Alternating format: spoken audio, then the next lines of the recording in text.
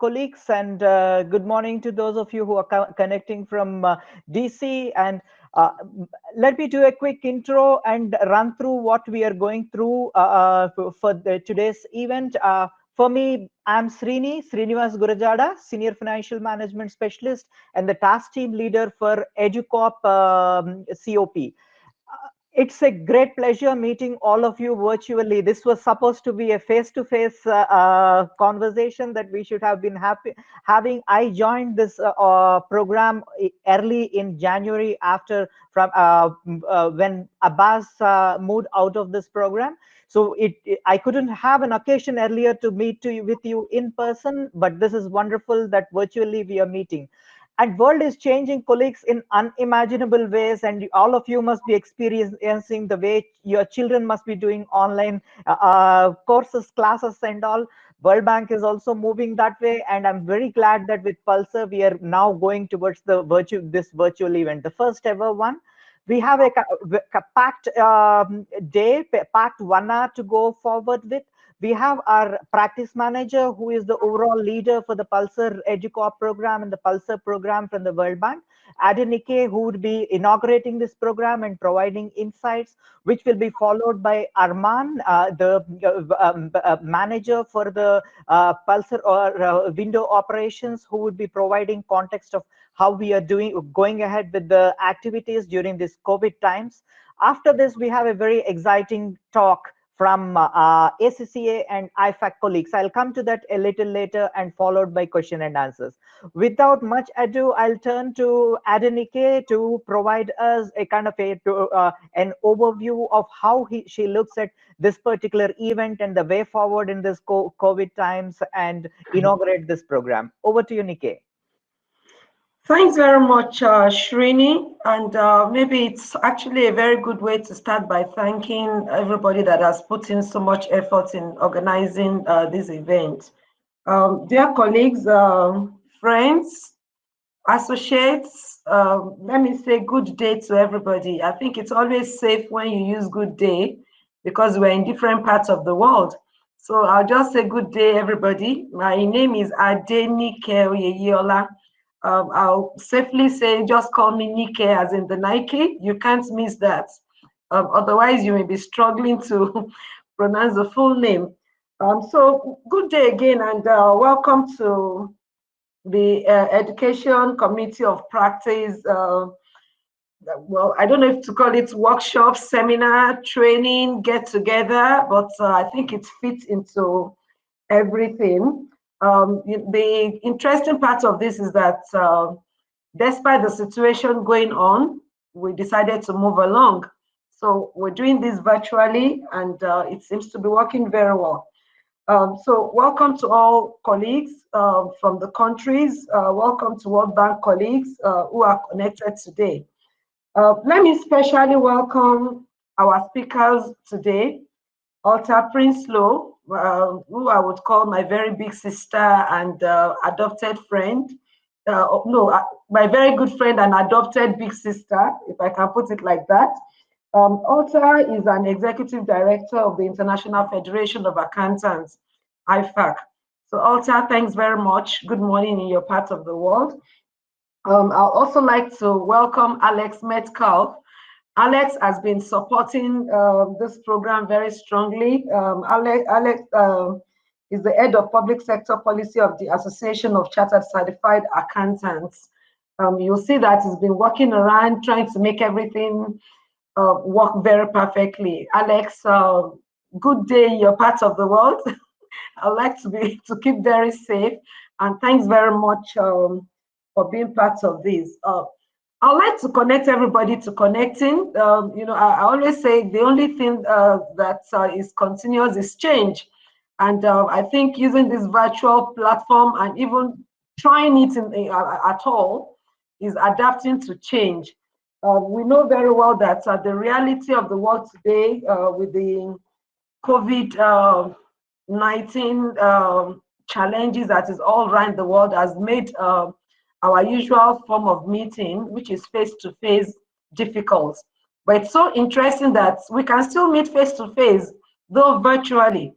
And we're really doing this very well. And this helps us to meet the government requirements, the global requirements to keep safe. And, you know, we all feel very healthy that we're very happy we're doing our things. And I mean, we don't stand the risk of contracting anything. You know, they've been calling it social distancing. I just say it's not really so much of distancing. We're still very close together, but just doing it in a new way. It's also very necessary to mention that the kudo we're using, we were discussing before this session started, is relatively new even to us in the bank. But we're very glad that this is working very well. So thanks very much to the organizers who have put this together to make it work. Just a few statements here and there. I guess the first important thing to say is that despite the fact that we are doing this virtually, we're able to do translation into 3 different languages. Of course, the main language of discussion is English, but we're able to translate these into 3 languages, to Russia, BSC, for that's Bosnia, Serbian, and Croatian, and to Albanian languages. So that means we are still able to cover all the participants and their respective languages and the different parts of the world where they come from. So again, this is very good. And a little discussion on how the bank is responding to the COVID situation. We are responding very fast in the bank. Currently, I guess we've been able to prepare and finance some emergency projects to the tune of about $160 billion US in various countries of need, and also develop several global knowledge products to help the clients in different aspects. Suffice to say that the governance global practice, which we represent, I think many of the bank colleagues who are connected today are part of the governance global practice, has been putting together a series of COVID-19 response knowledge products, which covers how treasuries should function during this time, how accounts should be prepared, how corruption should be tackled, how supreme audit institutions can respond, general public financial management. And I think this has been very useful to many of our client countries and to other people who have been able to access this information. I'm very glad to say that Srini, who is the TTL for these engagements, has actually been a core part of a number of these paper that has been written in the bank. So I guess this is very good response and emergency response. The bank has always been very used to emergency response anyway. So I guess while we don't really look for issues of emergency, but we know that's actually the situation that goes on in the world. So I am very glad that the EDICOP completed the training of trainer program on IFSAs. It is timely that we are doing the first virtual event this season on a theme which synthesizes the learnings from IFSA's TOT training. So the teams are clearly linked, and I think this is going to be a very good webinar today. It is very important to highlight through this event the urgent need for governments to implement the accrual accounting, since it provides a complete information than cash-based accounting. According to the 2018 International Public Sector Accountability Index Status Report, which IFAC and CFRR produced in 2018, it found that many central governments, in fact, about 40% of those that were surveyed, are planning to implement accrual accounting by 2023. I think on the part of the bank, we're really working towards this, pushing towards this, and putting together a lot of substantial projects to support in actualizing these. Again, Arman, who is connected, is quite involved in a lot of projects that promotes accrual accounting. So just to say that the bank totally supports it and we're working towards it. I would like to take so much time. I sincerely hope the deliberations at these with this very interesting topic is Cash Still King webinar, getting the perspectives of educators will bring up an innovative approach of working towards shifting to accrual accounting and budgeting through educators' efforts, which will maximize the benefits of its quality reporting as well as decision making. Again, I want to thank all our presenters today, everyone that has put a lot of effort into making this happen, and to all the people who are connected. I don't have the actual numbers now, but I know quite a lot of people are connected from different countries. I wish us the very best through this presentation, and I really look forward to hearing the various inputs and chats as the presentation goes on. Again, good morning from my part of the world, everybody, and good day all. All the best through this presentation. Thank you. Thank you very much, Nike. And that's wonderful that you could join us and set the ball rolling for this first ever virtual evening event under the COP. Let me now turn to my good friend and colleague Arman to give a kind of an overview on what is happening in the region and how we are responding to COVID through the COPs. And before that, maybe Anara, do you have any announcement for the people who are just now joining, or are we good? I think we're good. Excellent. Yeah, Arman, over to you. Yeah, thanks a lot, Srini, and thank you, Adenike, for very good remarks and to bring the bank perspective. Hope EduCop members are safe. As many say, this is ideal time for training and development, for capacity development, because people are at home and many are engaged in the development. PULSAR itself moved to the virtual as the WorldBank heavily now. It's actually all of us in the WorldBank moved to virtual our activities. And PULSAR with its COPs, same as other networks which are managed by the WorldBank, we moved to the virtual events. We have agreed a very clear plan how to move to the virtual, and this is EduCop. This is your first event which demonstrates that is possible and quite effectively can be organized. Please just follow up on there are many events organized by PULSAR program. Please follow up on the website. As you can see that there are many events, and you are welcome to join EduCop as well as FinCop or even PULSAR programs on the PULSAR website. If you are interested, please join as observers. And this platform and this virtual helps us just to go beyond the limits of the people who can join. Also, now we use extensively in the bank, and we support digital tools to be used, including website. We have been exploring potential of other tools to be used more effectively. We are not talking about the Facebook, which is for personal, but also like Twitter or other tools. We are exploring how we can use in PULSAR more effectively. Today, for your information, there will be PULSAR steering committee meeting where the donors and the WorldBank management is going to agree on the way forward in PULSAR. I would like just to thank and just recognize the leadership of EduCop in particular for their contribution in shaping the work plan for the next few years for the PULSAR, and you have very clear plan to proceed and also addressing this telework and virtual activity. Your plan is quite an active element of the virtual activities and the knowledge products. So hopefully after today's approval by the steering committee, EduCop and PULSAR as a program, we will have a very clear plan forward with a number of activities for the benefit of you as a direct beneficiaries, but also of our countries, of your countries, for the public sector accounting reforms rollout. I would again thank all for finding the time and joining, and good luck with this our EduCop event. I trust it will go well. Srini, back to you. Thanks. Thanks a lot, Arman. And colleagues, before I hand over the floor to our main speakers, Alex and Alta, just a couple of quick points. So from EduCop side, so what are we planning beyond this particular event? We are looking at least a couple of events every month going forward till we start meeting face to face. So in particular, we are putting together one joint event of FinCorp and EduCorp next month towards the end of May.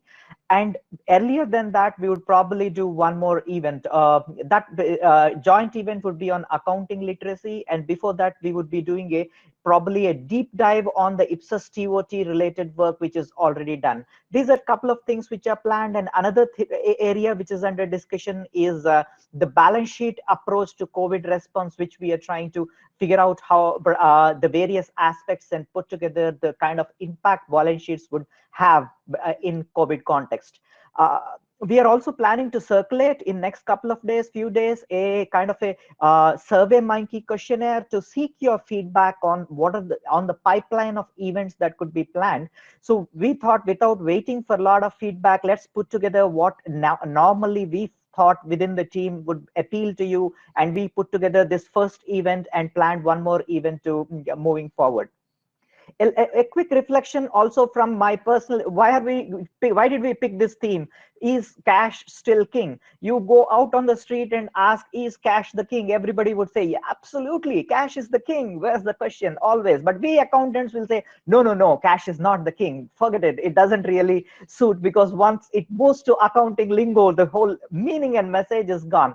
I used to work in Government of India before joining the bank, and I used to lead the transition to Ipsos and accrual accounting in Government of India. And typically in parliaments and when we meet policymakers, the question they used to raise is like, oh, you want to go accrual, you want to assess Taj Mahal, it's priceless, how do you value it and put it?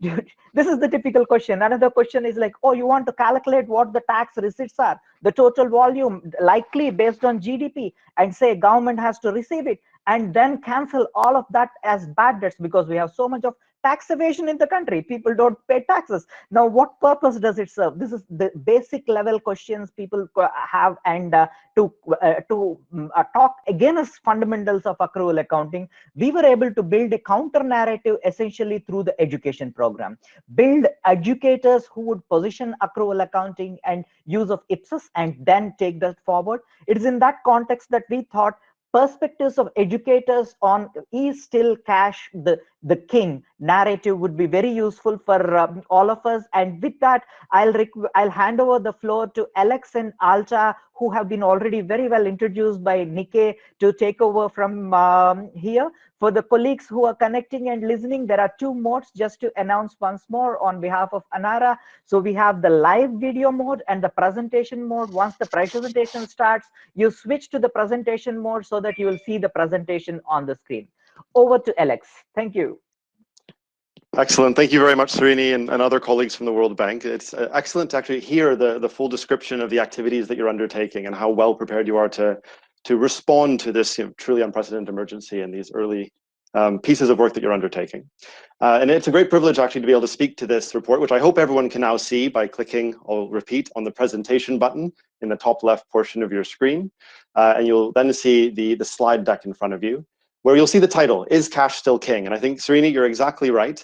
When Alta and I were finalizing this in the work between ACCA and IFAC, most of the time we talked about this with the subtitle, which was maximizing the benefits of accrual information in the public sector. And I don't think that had the same ring to it in engaging our stakeholders immediately. So we said, okay, what else can we do here to give it something to be that hook?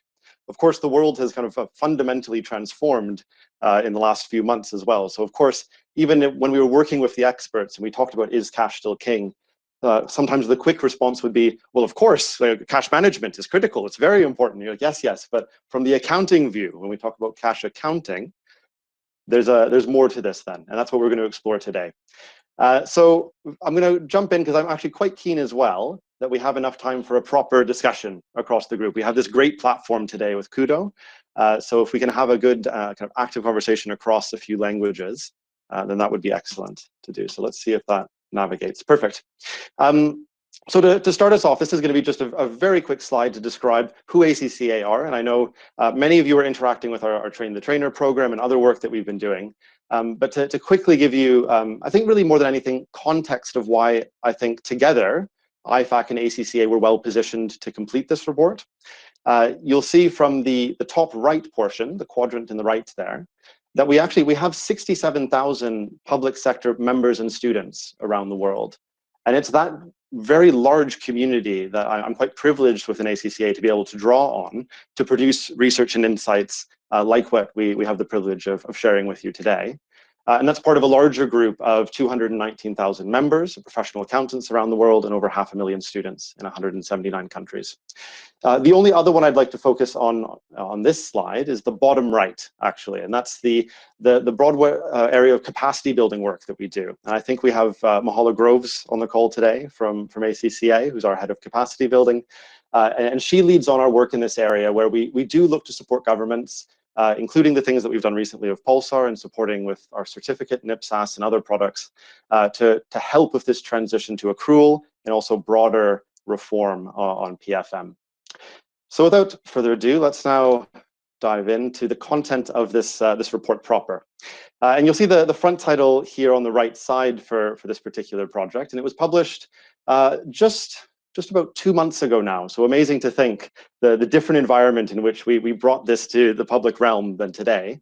But at the same time, I think this report is actually really important in this context as well. So I was writing down, as we were hearing from Nike and Srini, around the different knowledge products that you're bringing together on SAIs and treasury and financial reporting. All of this is telling us these big fiscal policy interventions that we have need to have the right governance around them. And a critical facet of that is this transition that we're seeing to accrual accounting. So let's not lose sight of the fact of how important this is within the current global context as well. So to start us off, then the first couple slides I'd like to share, and I won't dwell on these too much, is around the global transition that we're seeing, and that was mentioned by Nike, and the excellent work that's been completed by both IFAC and CFRR. And that really sets the stage for us to then get into the benefits that we see from this move to accruals in the public sector. And I'll present that in a couple of different ways where we look at it in terms of the accrual accounting environment, but also what's happening with budgeting, which I think is something it's talked less about, but is a really important area as well. You can take that on to other facets in that implementation. And then the final piece, and actually the final piece that I think is really where we brought a lot of new content to the field and provided new areas of discussion, is around this final bullet. So creating decision useful information and the key enablers of trying to create that information. That's really the crux of this report, where what we did is we brought together through 3 roundtable discussions and a series of semi-structured interviews, this collective group of 28 different experts from around the world who have themselves gone through the experience of moving from cash to accrual in some form.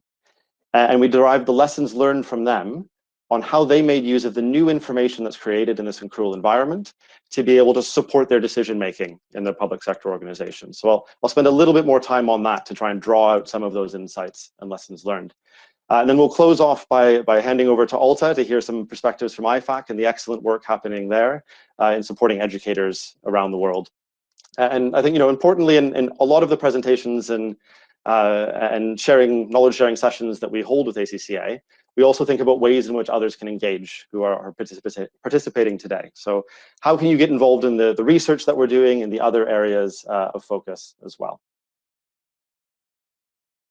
So what you should see in front of you now, if you've clicked on the presentation mode, is this current global position that we see. And that's one that was published by IFAC and CFRR in late 2018, looking at a couple of features. One was the reporting basis that was being used by 150 different central governments around the world, and the other is the financial reporting framework. So be that IPSAS, if it's a national standard, if it's relating back in some ways to IFRS, for example. And what you see in front of you right now is the snapshot that was produced from 2018. So in that environment from 2018, we saw that it was 75% of those central governments who are on a cash basis. But really the critical finding, and I think many of you will be aware of this already, is that we're seeing a substantial global transition right now, where that 25%, if things go well, could become 65% on that accrual basis by 2030.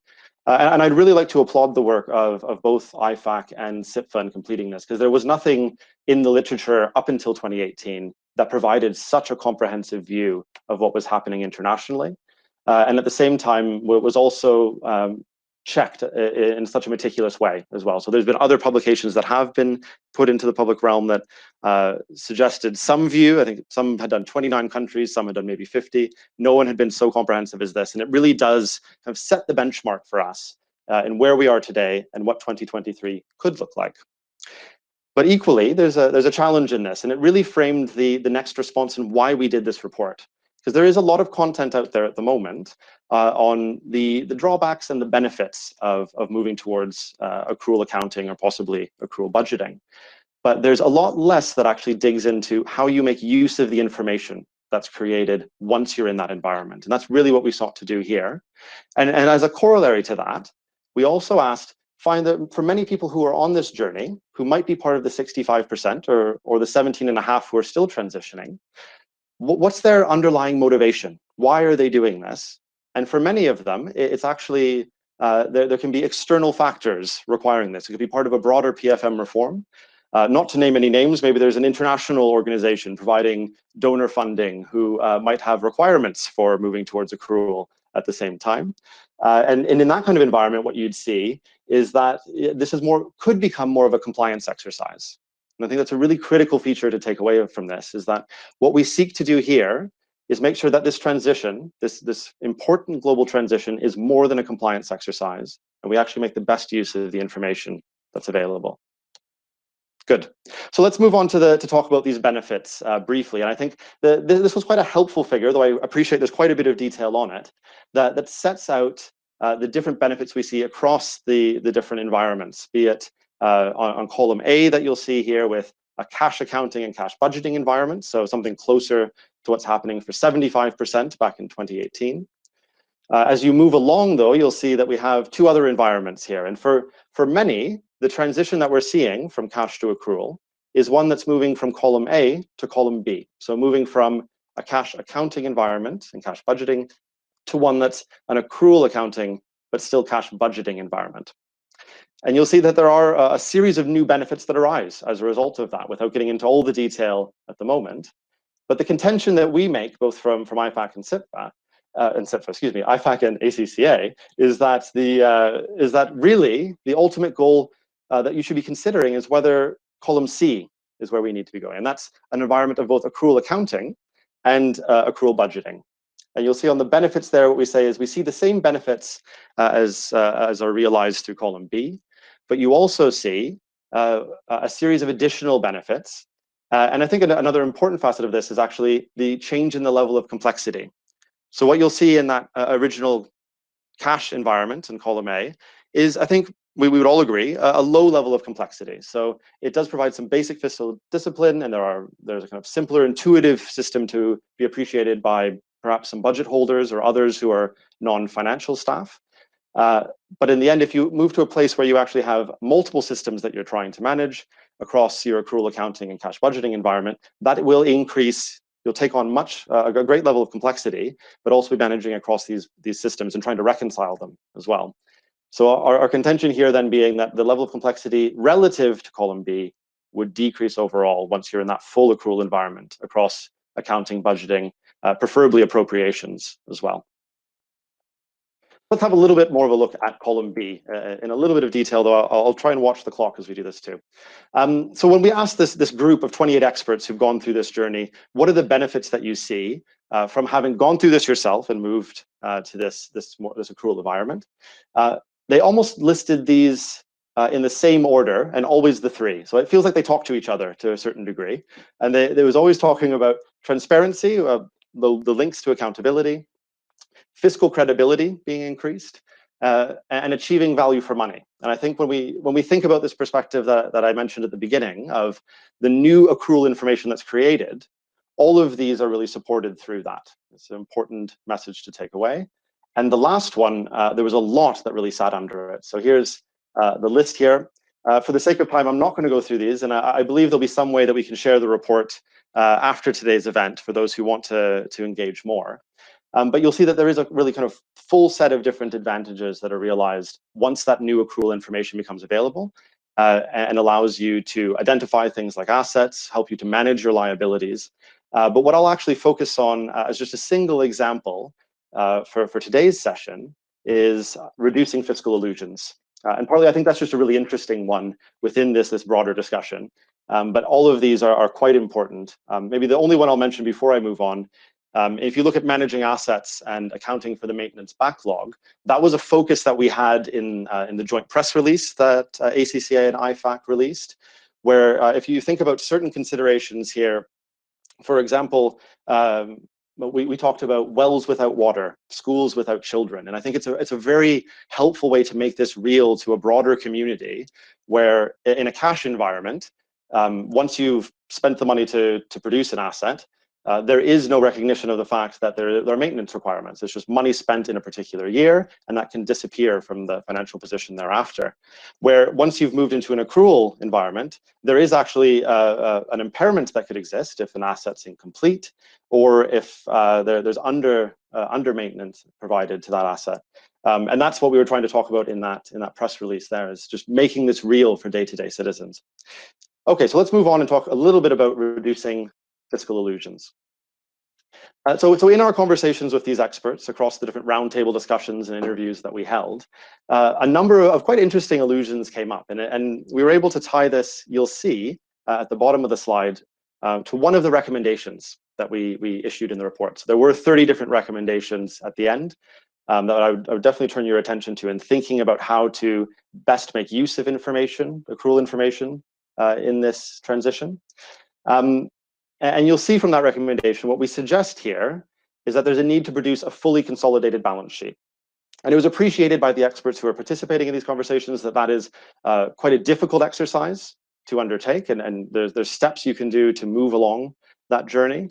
But it is quite an important one too, because of some of these fiscal illusions that can arise. So let me take out a couple of these that we can share with you. So we'll start with the accounting boundary. And this is something that, it's a simpler trick that can be used to set out a fiscal position of a country, where things like a state-owned enterprise and the debt that it's taking on wouldn't be recognized in the financial reports, but would still ultimately be the responsibility of a government. That's an important one to consider. It could be subnational governments and the debts that they're facing as well. A simple one, I think, and a good one to explain to other stakeholders too, is timing of payments. So in this example, we had a particular expert, I think it was from Austria, who's a member of the IPSAS board. He was mentioning how an issue that can arise where if you simply just delay a payment and it leaves that particular accounting period, it looks as if it doesn't exist, right? You can say, I'll delay that a year, I'll delay it 5 years. And that actually has two negative effects. One is it's not giving you the real view, it's not giving you that economic reality. But equally, to delay these kind of payments, often you're facing additional costs as well. So you could be, in doing that and trying to create that fiscal illusion, ultimately creating new interest payments that could go to suppliers, that could go to organizations you have debt obligations to. So that's a double negative from in terms of that fiscal illusion. The other example I'll pick up, we can look at reducing net worth, because I think it's another very easy one to convey to stakeholders. And that could be through the example of fire sale of assets. So if you don't have that consolidated balance sheet and that full view of your assets and liabilities, in any 1 year, you could just sell a large swath of your assets. And one expert described that as money from heaven in a single year. But of course, that money from heaven is not really improving the financial position of that public sector, because in the end, what you'd see from a consolidated balance sheet perspective is that you didn't get good value for money in completing the sale of those assets. And I think we use an example here to really reinforce this notion of a need for a consolidated balance sheet. When you look at the difference from the UK whole of government accounts between public sector net debt, which was around 1.7, almost 1.8 trillion in 2017-18. And then if you look at all of the different factors that allow you to calculate out to a total whole of government net liability, which brings you to over 2.5 trillion in that net liability position. So there's a lot that actually gets factored in, some big ones, including public sector pension liabilities, different provisions, some of those around nuclear decommissioning, for example. And once you have that much more holistic view, you're able to better manage the balance sheet, better manage the assets and liabilities that sit underneath it. Let's move on to column C. Let's move on now to the next piece where we talk about not just accrual accounting, but bringing in an accrual budgeting perspective to this as well. And this is something that where we, as I said before with that framework, we talked about how there are the same benefits realized from column B, but a really critical one that comes through once you have this full accrual environment for budgeting as well, is that you're putting finance at the heart of decision making. And I think it was well described by a particular expert who says if you are still sitting in that column B environment, in the end, what you're doing is a kind of theoretical exercise at the end of the year to produce those financial statements. And instead, what you need to be doing here is, as Vicky Rock says, who's a director of public spending at UK Treasury, you need to be putting finance at the heart of decision making through providing this accrual budgeting environment instead. And what that'll mean is that once you're in this environment, even budget holders, non-finance specialists are going to have to think about the implications of that accrual environment in their day-to-day decision making. That's a really important piece that comes through, and in a series of other benefits that result from taking this approach as well. One of which that I'll quickly touch on is the fact that there's an opportunity then to embed performance management. And I think this was well expressed by some of our colleagues and some of the experts who spoke to us from New Zealand, as an example, where in their rather rapid transition from cash to accrual, they explicitly linked this to the need to embed performance management across government. So when I think about the performance of government, I very much think of what shows up on the left side of this slide. So delivering services, are they effective? Are they efficient? And are they meeting the needs of citizens and the expectations of citizens? But when we took this broader New Zealand perspective, I thought it was quite interesting, and we're sharing in the report, they were able to bring a new view once they were in this accrual environment of the owners of the organization, or maybe that you could think about it as stewardship as well. So there's a new set of questions that come out of this, and it also meant that ministers, senior officials could actually have their performance measured against these new metrics and the new information created through this accrual environment. So that included questions like, are we properly maintaining our capital? What's our risk management strategy? And I think going back then to our questions about the accounting boundary, do we have the appropriate scope of the organization as well? And you'll see at the bottom there's that recommendation, and do have a look at those in the report on implementing accrual budgeting and then thinking about whether you can embed performance management across government in doing so. Good, so let's now move on to another really important area of the report, and that's the key enablers that we identified in creating this decision useful information. And there was a lot of different perspectives that came in on this, and I think a really important discussion that was had. But we tried to synthesize it in a kind of memorable way. And we talked about 4 different key enablers. So one of those, and it sat above everything else, was setting a clear target. So what's the objective that we're trying to set in this? And then underneath that, we talked about 3 S's. So stakeholders, systems, and skills. So let's look at those each quickly in turn. So to start us off with objective setting, and we had a helpful quote here from Ross Smith, who's now the program and technical director of the IPSAS board.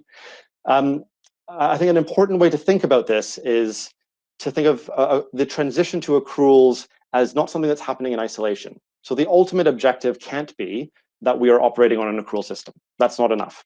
Instead, you have to take what Ross describes as a whole system approach. Because from his own experience, what he describes here is that the information and accrual reform is actually best achieved when it's linked to broader PFM improvements. So there has to actually be a comprehensive reform project undertaken in order to see the kind of true benefits of that information that's created through an accrual environment. And 2 other points that I'll mention here. There's actually a series of other lessons learned in the report. There are much more than 3, but that's a quick summary for you today. One is around building a long-term roadmap. So for many jurisdictions, this is going to be a long journey. This is going to be many years before this is realized, but it's thinking about the kind of checkpoints in that journey and embracing that there will potentially be multiple governments overseeing it, changes in administration, both from the political class, but also potentially from the civil service. So thinking through how you actually complete this transition over that long period of time and potentially succession planning within it. And because of the long-term nature of it, another, I think, really important lesson learned was the recommendation that people take time to build in checkpoints along the way of that very long journey. So think about ways in which you can reflect on progress made maybe every few years, and it's not just we're seeking to achieve this in the next 5 or 10 years. So take stock of where you're, what progress is being made and what metrics you see of as success as well. Stakeholders. Okay, so here's I think obviously an important one that's very often talked about in the literature, and we wanted to try to bring a kind of a different approach, a different way to think about stakeholders in this, because I think the one that very often comes up at the top when we think of stakeholders as acting as a key enabler is our top left corner. So having a broad political buy-in, and of course this is essential. This is something that is foundational to be able to complete this transition. But we presented this actually in a slightly different way. So we said, yes, we do need advocates, and we need it to be to have buy-in across the political spectrum to maintain that long roadmap that we've talked about. But at the same time, we actually need a challenge function as well. So individuals, organizations who would step in and say what progress is being made, how can we try and improve the implementation of this new accrual environment.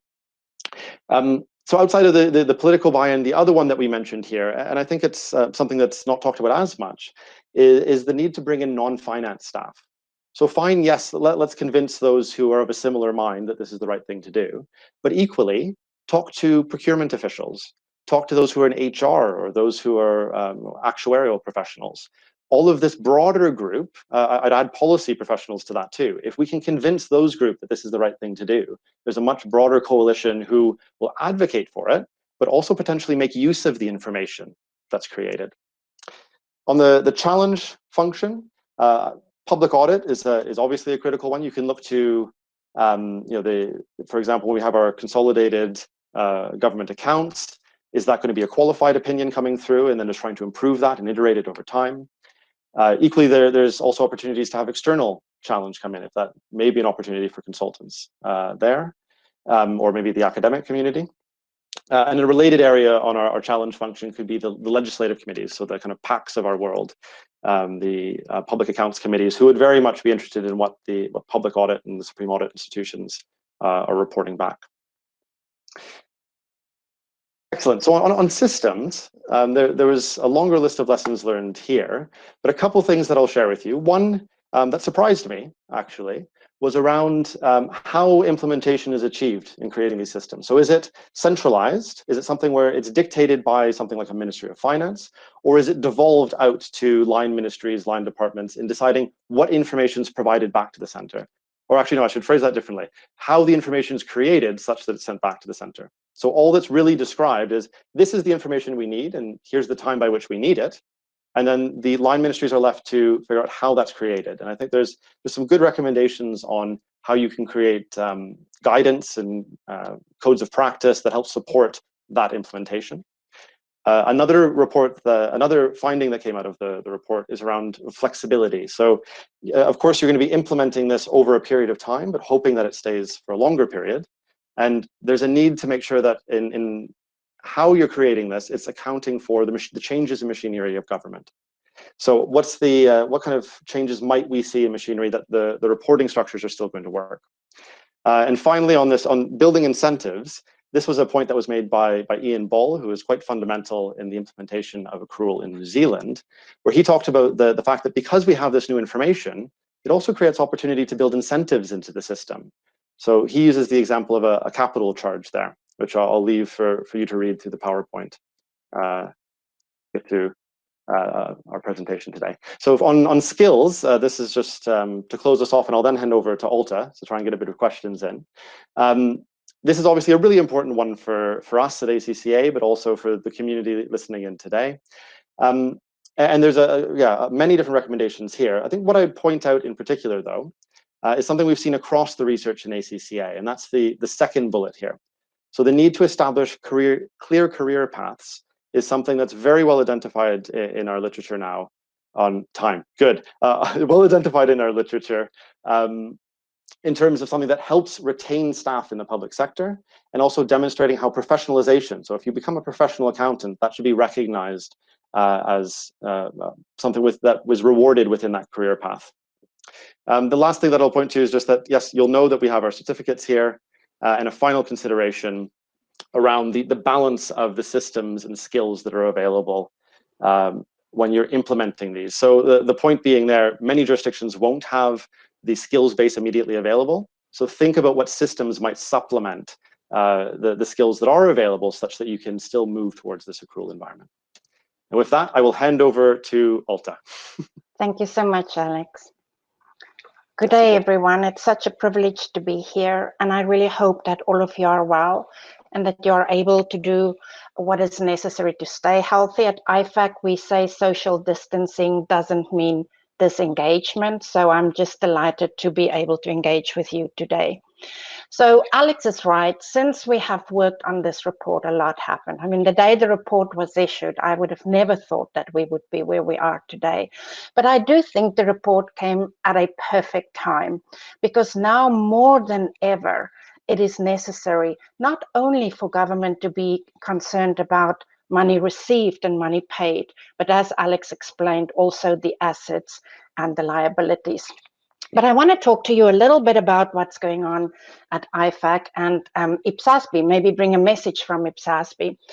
For those of you working closely with the public sector, I wanted you to know that IPSASB has started their own COVID-19 page. And when you visit that page, you will receive a lot of interesting information as to how financial reporting in the public sector is affected through COVID-19 and actions that can be taken.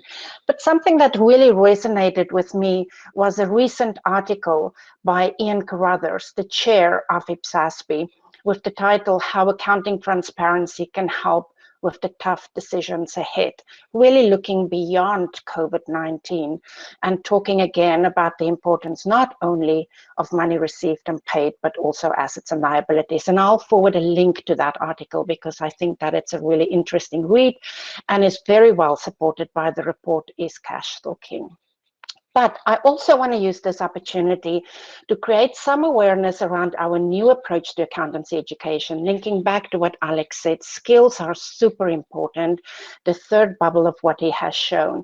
And within IFAC, we realized that we needed a new approach to be able to act in an agile way in a rapidly changing environment. And you are going to receive the slides, so you are able to click on new approach and you can see an overview. So I won't spend time on that.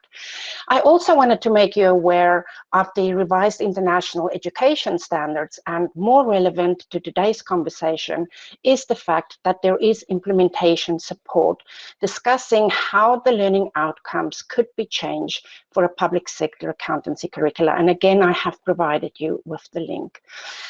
Next week, for us, is going to be very exciting. We are launching what we call the Accountancy Education e-tool, and I will make sure that you receive information about this e-tool.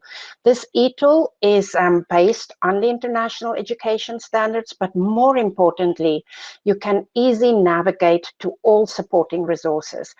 Since I've started working on accountancy education, I have been so surprised by how much resources are actually available, but how difficult it is to locate those. So we are hoping that this tool will help you to get easy access to these resources, and also invite the World Bank and colleagues to help us to add any other resources to the tool. So stay up to date, send me an email and I'll make sure that you are included in our database. So a few more minutes and I'll be done. We need your help, particularly post-COVID-19.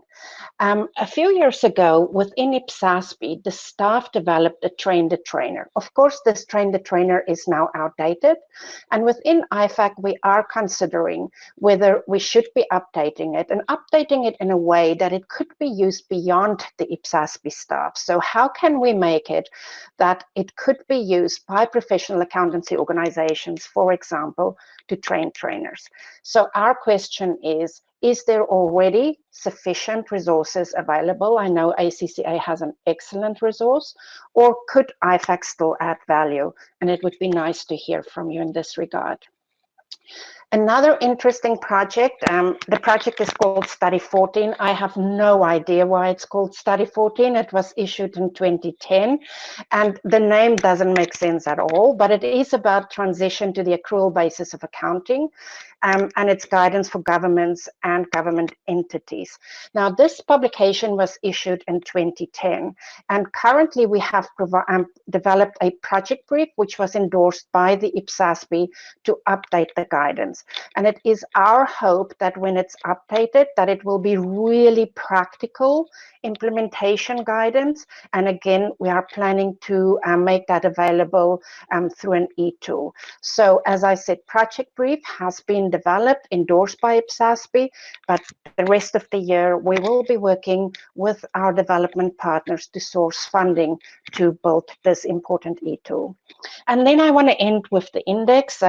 Alex gave due credit to the index. This is a year for updating the index, but of course in the current environment it is really difficult because everybody is focusing where it matters at the moment. So for the moment we have postponed our request for updating the index, but as we move through COVID-19 towards the end, we will be back to you with a request to help us to update the index. And we have refined the questions, not only looking ahead 5 years, but also 10 years. And we are particularly interested in seeing how the current environment has actually impacted the 40% that plan to move to accrual accounting over the next 5 years. So thank you so much for your time. And as I said, I am just here at my desk. Send me an email and we can continue the conversation. Thank you so much, Alex. Wonderful. Thank you very much, Alex and Alta. So we see that we are, this is very brilliant presentation, and we have we now are moving to the next phase, that's question and answers. So as we move transition, let me make 2 quick points. One, since we are running a little bit late, so please keep the question and answers brief so that we get more questions. And 2, we are I'm glad to introduce to you Dmitri and Natalia, colleagues from the World Bank, who are also connected on this call, who would be moderating the question and answers, adding their comments, and actually taking feedback from the speakers. So just to also mention, thanks to Alex and Alta, who agreed that this session would be recorded. We have been recording this one, and we are actually going to, just for the speakers to be aware of, when you ask questions, we'll later be sharing the recording of this one with everyone. So over to Dmitri and Natalia. Thank you, Srini. Good morning, good afternoon to everybody. Since we actually don't have much time left, we briefly want to open the floor to the rest of the participants. Please raise your hand or request to speak if you have any question.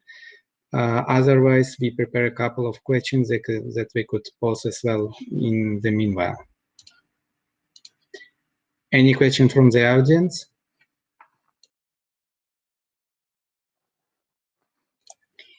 Please press the button request to speak. I don't see any request list so far.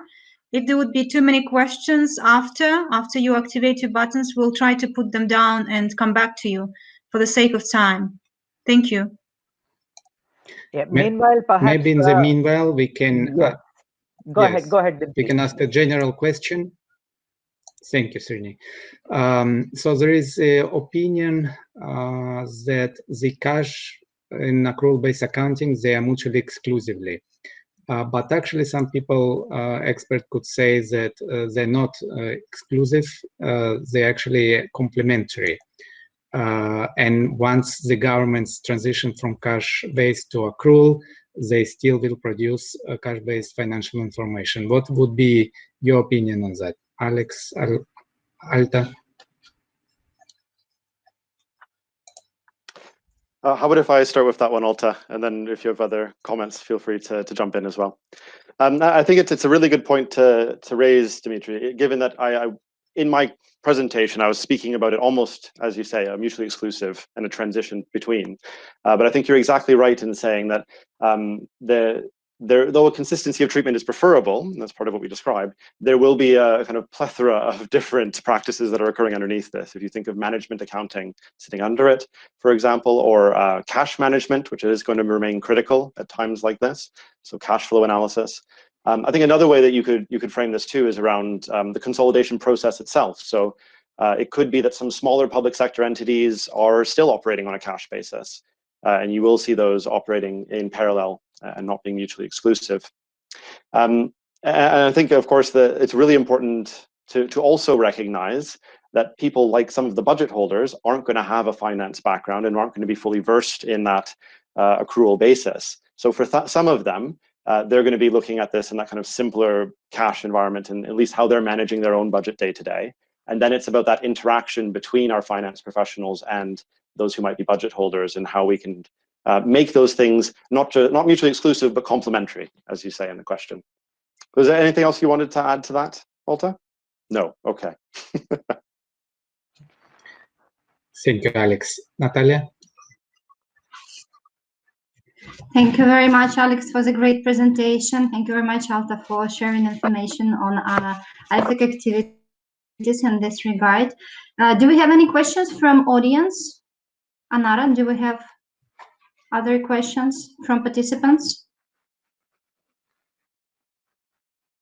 No? So far, Anna Kalada raised her hand, and I accepted. If Anna wants to ask a question, okay, please go ahead, turn on your mic. The floor is yours.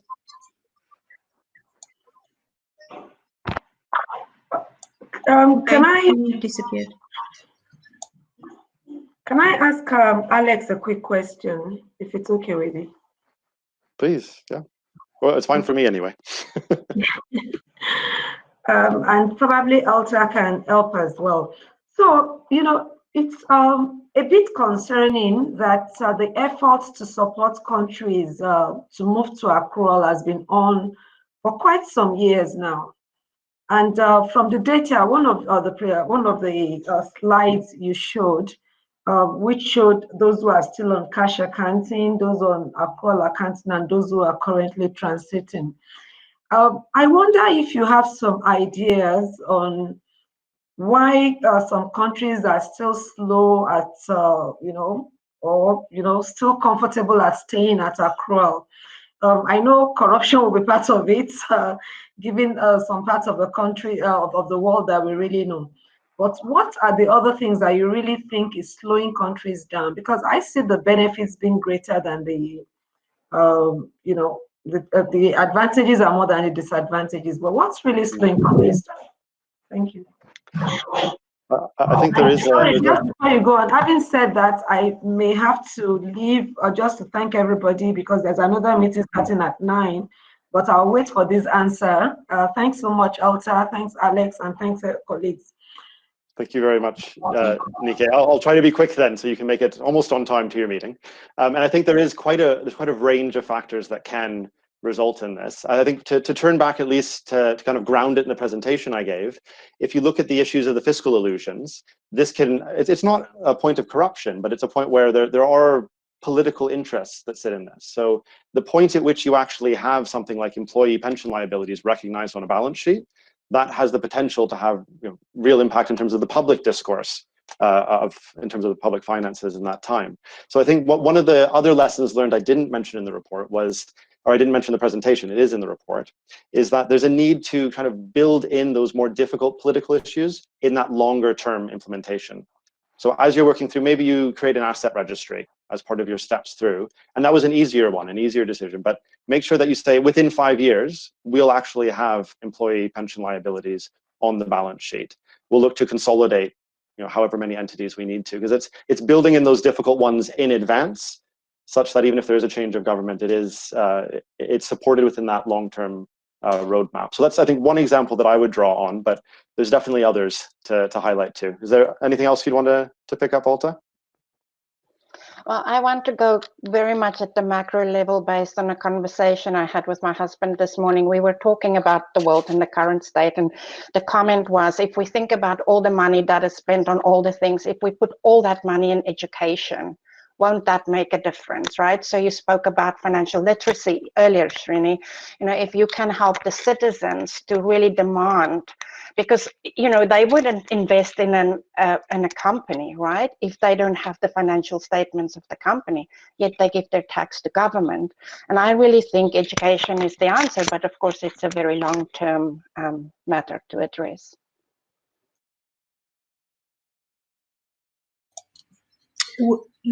We have a question. Anna? Thank you very much. Yes, now I think I pushed the right button. I'm from Portugal, and we are part of those countries that are making the transition from the cash basis to accrual, a little bit far beyond, but trying. And the question I have is that usually the accrual accounting is connected with the audit certification for the public sector. And within that, as far as your experience, how many public sector account certification is there when countries adopt accruals? Is that some number that's publicly stated, or is that connection not so transparent after all? Thank you. Alex, did you want me to give that one a go? Yeah, if you do, if you have a good global perspective on that. Yes, so no, we do not have the numbers, but just generally, professional accountancy organizations historically do not have a focus on the public sector, right? So, and for me, it's always difficult to understand because the country I'm from, we work very closely, the professional accountancy organization and government, but this is not the case across the world. And I think it is something that IFAC, in conjunction with bodies such as ACCA, should really, and CFRR, continue to promote, to get professional accountancy organizations to be concerned about the public sector in many ways, starting from being advisors, advocates, advisors, trainers. So yes, that's definitely something that's high up on the strategic priorities of IFAC. Srini, I think we are running late, but let us know if you would like to continue with the question and answer session. Perfect. Thanks, Dmitri. Natalia. Patrick is on board. If we are winding up on this moment, Patrick, so you perhaps, can intervene. Adara, Yeah. perhaps if you can see if there are like any, we can maybe stay back for a few more minutes if there are questions. Otherwise, perhaps Natalia can, if she has any interventions she can make, and then we move to Patrick.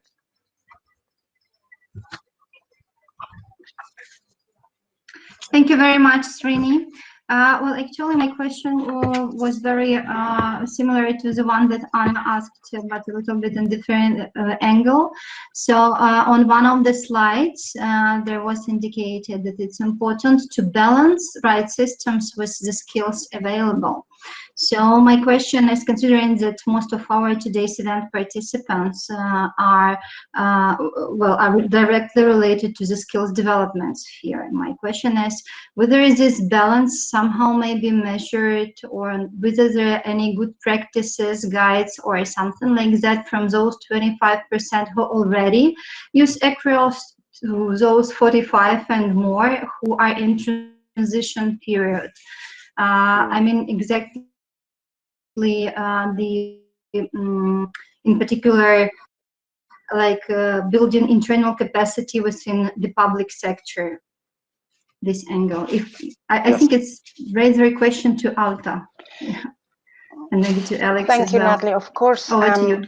I think the higher the skills, the the more likely the success of the transition to accrual accounting. And we have seen, I'll use as an example Zimbabwe, where we have a DFID-funded project, and we had 2 phases running parallel. So in the one phase, we worked with government to help them to adopt accrual-based IPSAs and also to develop a roadmap. But at the same time, we worked with the regulator and professional accountancy organizations in the country to develop a public sector accounting course. And we really looked at the country and the needs within the country. And in the end, we agreed that the public sector accounting course will actually be rendered by the government training centers, and that there will be a pathway from the government training centers course into the PAOs, their certification and ultimate membership.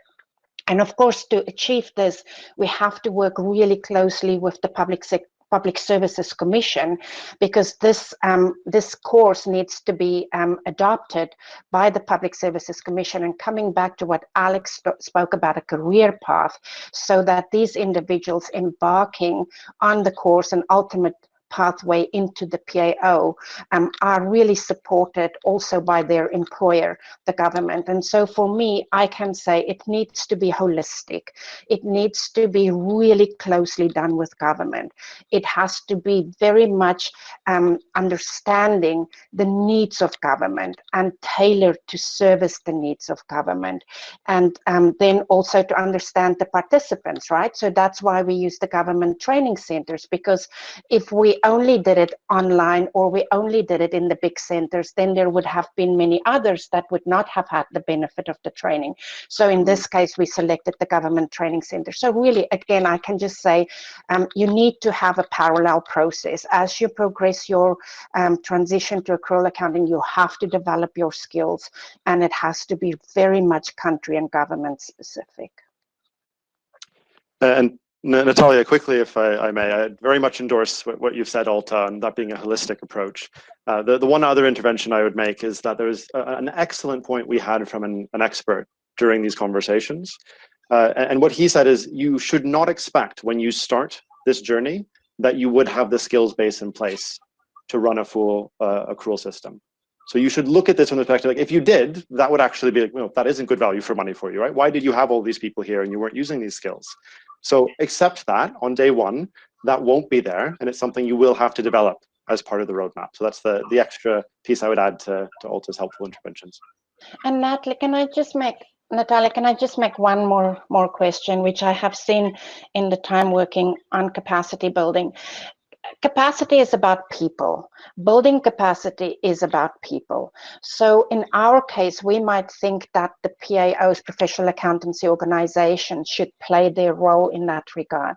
But without having the right people to move them forward, there's again the likelihood of not being successful. So we have found that where we fund experts and we fund country experts, so really making sure that we get people from the country who have the expertise and fund them to work within the professional accountancy organizations, that has made a big difference. Excellent.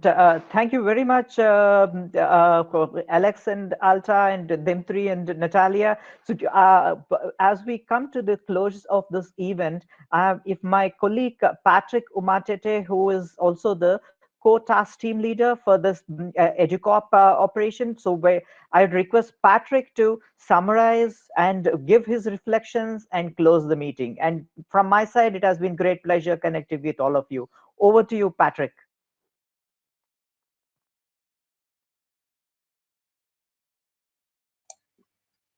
Patrick, you may wish to press mic on because you accepted. You are no disconnected. Maybe he disconnected because of our next meeting. Patrick, I accept it again. Yeah, by the way, the other meeting started. I saw them already. Thank you so much. Can you hear me now? Yes. Yeah. I'm not going to take a lot of your time. I just want to thank Alex and Alta for the excellent presentation. Really, it's very important to remind ourselves why we are doing this. especially under the education community of practice. Moving from cash to accrual is very important for us, because once we understand why is it that we want to move to accrual, the benefits of that can be a very strong motivator to scale up public sector accounting education. I was reading an article, and just by moving from cash to accrual, it can help countries to increase their net worth, and also have a very big impact on increasing the gross domestic product of a country, especially if management of public assets is made more efficient. So the more we learn about this, it just strengthens our objective of why we are doing this, and why we need to really build capacity in public sector education. Now, we do have events that are coming up. I just wanted to remind you about those. On May 11th, we are planning another session on scaling up public sector accounting education, and also looking at how to scale up the IPSAS certification program. We shall be having more about that on our website. I'll talk more about that. And then on May 26th, as Dmitri said, we have a smart interactive talk on how to develop financial and budget literacy programs. We are going to have more information on this on the PULSAR website, which is at www.pulsarprogram.org. And we shall be communicating about this also to you, the participants. So as I wind up, I really want to also thank the organizers led by Srini, Anara, Eteri. Really thank you so much for working to get this moving. And also my colleagues, Dmitri, Natalia, Martin, and of course our manager, Nikki. I also want to thank the participants. Without you, I think we wouldn't have had a rich discussion. And I want to wish you all to stay safe during this time and stay healthy, and to wish you a good day as we wrap up. Thank you.